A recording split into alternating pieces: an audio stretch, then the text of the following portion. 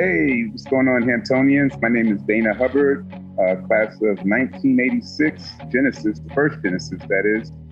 And I was a speech communication and theater arts major at the Hampton University. I was the first costume pirate mascot in 1984, started in 1984. I got the job for the assignment, so to speak. Got a call one day and the message said, please come to, I forget her name. She was the public relations director, Ann Stevens at the time. And I was told to come to her office and to meet with her. And I'm like, oh my God, am I getting ready to get kicked out of school?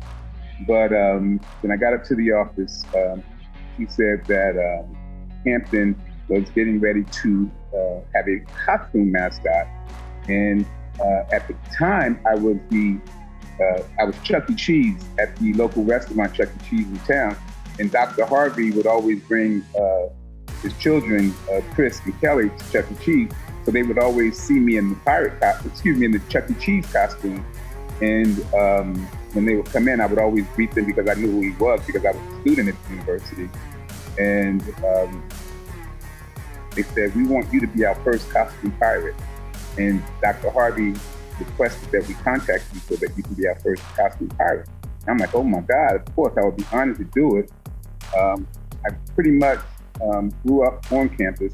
When we moved from New York to Hampton, or to Virginia, my mom worked on campus. So I'm considered what's called a campus kid. And myself, Dee Bowman, Michelle Brown, John Brown, et cetera, we all grew up and roamed the campus throughout the summer days.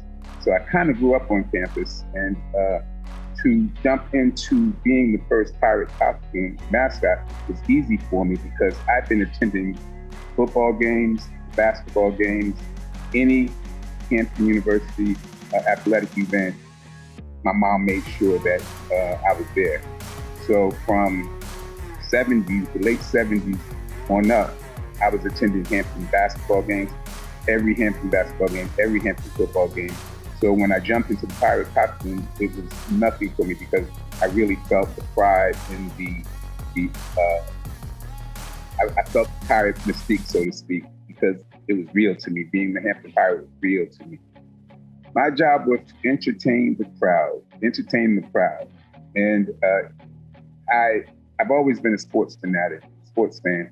So growing up, I was a big baseball fan. And the San Diego Padres, which is Major League Baseball, they had a mascot called the San Diego Chicken. And then the Philadelphia Phillies, they had what's called the Philly Fanatic. So I always watched them even prior to me being Chuck E. Cheese. I kind of already knew what I needed to do. Once I put the costume on, I had to bring the pirate to life.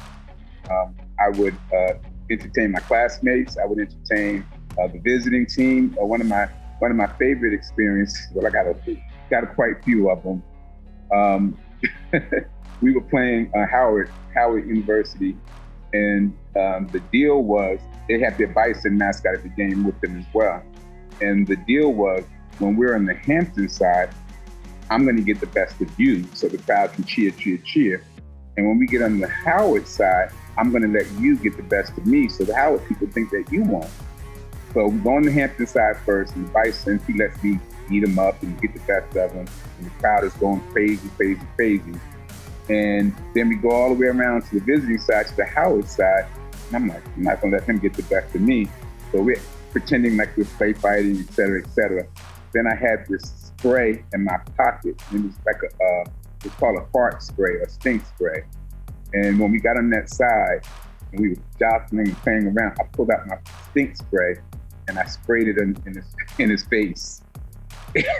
And he pretty much, collapsed on the ground, and I ran back to the home side. My other favorite story is that when I used to do the home games, I had a motorcycle, like a little motorbike. And the night before this game, it rained the entire night. And the sun was shining for game day, but it rained the entire night prior to. This is when we had grass, we didn't have turf.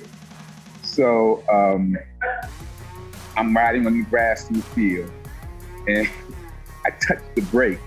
And like I said, it rained the entire night before. So that motorbike skid for like 5 feet, and I flipped off of it. And the crowd went crazy because they thought it was planned. They were like, "Oh my God, Damon, you're so crazy, you're the best." And they gave me an ovation, and I got back to the back and took my little face off. I had blood all on my nose, but everybody thought, Dana's crazy, Dana's the best, but it wasn't planned. My other favorite story is we were playing, it was the first home game of the season, and we had just gotten our Hampton, the blue track, because prior to that, we had like a cinder block track, it was all sand. And they had just laid the blue track down on the field. And we were playing Virginia Union for our very first home game with the blue track. And Dr. Harvey's strict orders were nobody better touch that track. The cheerleaders even had to cheer on the grass for the first few games, so nobody could be on that track. So the night before, we said, well, in case Virginia Union doesn't bring their mascot, we're gonna make our own Virginia Union Panther mascot, and I'm gonna walk around with it and act as if I'm, torturing it and beating it.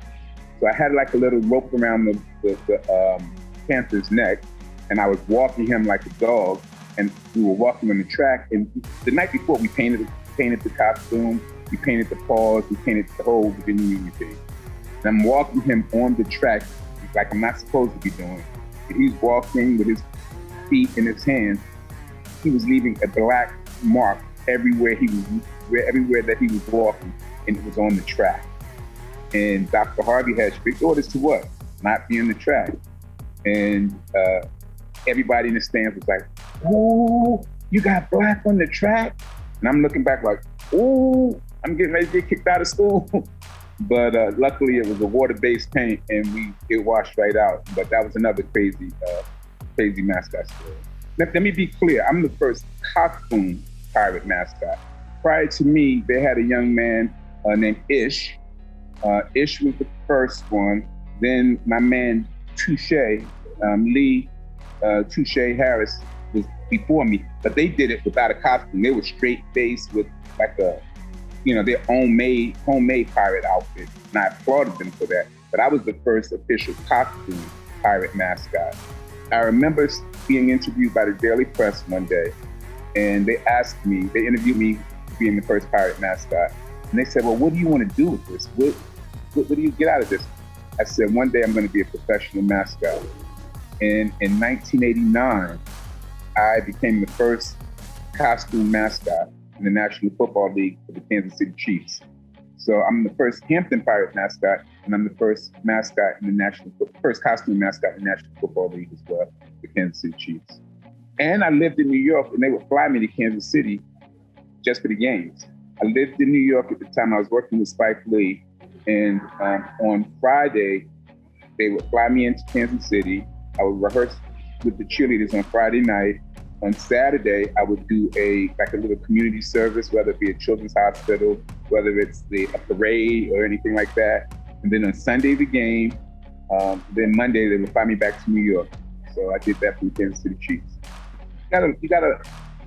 You have to love Hampton. You have to truly believe in want to do what you're doing, not just because you want to be popular. You got to do it because of school spirit and school pride, and that you love the blue and white, and you love being the pirate, and you love entertaining.